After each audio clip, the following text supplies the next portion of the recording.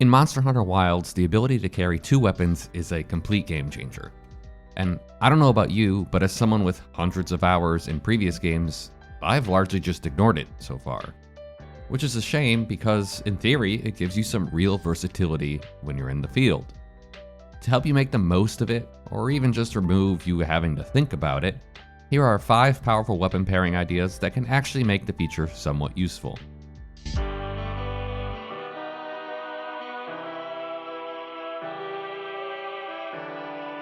The first is a regular weapon and an elemental or status effect weapon, even if they're the same type.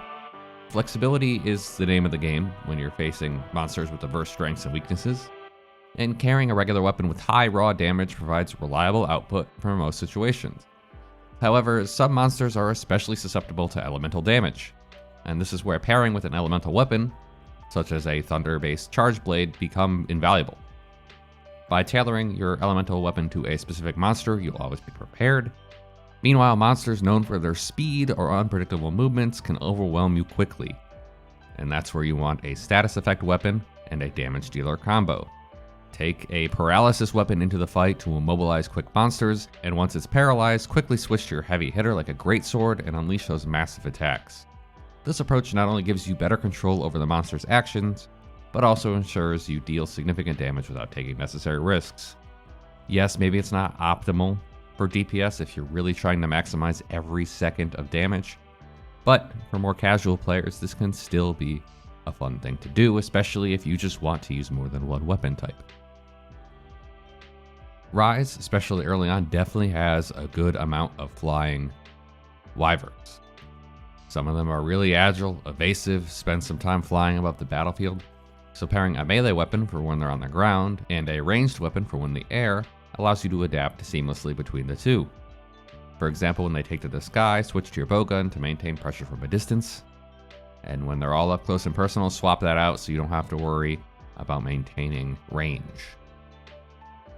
Another cool one you can do is double ranged. So if you're a fan of controlling the battlefield, this one works pretty well.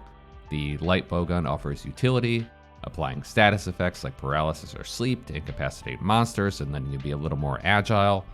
Meanwhile, the heavy bowgun can deliver the artillery, dishing out a ton of damage during certain windows of opportunity.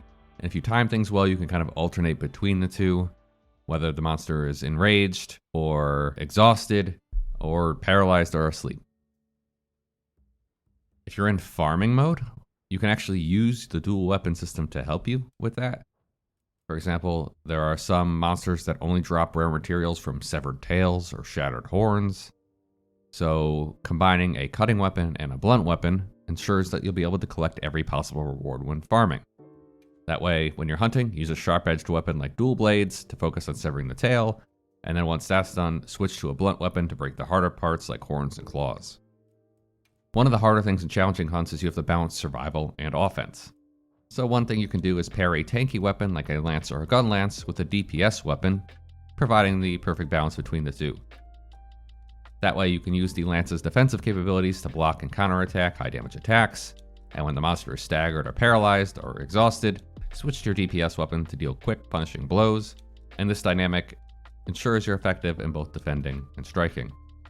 Now originally I had 7 of these, but I had to sacrifice one because I thought I was smart. But admittedly, I had no idea how this weapon works. I really thought with the hunting horn that you could apply some buffs on yourself and then switch weapons. But alas, you lose the buffs the second you switch. My plan was right before the fight starts to swap to the hunting horn, give yourself some buffs, and then swap back. The theory being that you can deal out damage until the monster moves locations, and then switch back to the hunting horn to re-up those buffs, but sadly that's not how that works. But yeah, those are my 5 big use cases. I'm not actually using any of them. The double bowgun actually sounds the most likely for me because they're so similar, right? They're not that different. And you can switch between the two however you want. I think that makes sense because the playstyles between those two are pretty similar, even though the heavy bowgun is, well, heavier. I don't know. I can never choose between heavy bowgun and light bowgun, and now you don't have to. And I think that's probably the biggest use case for me.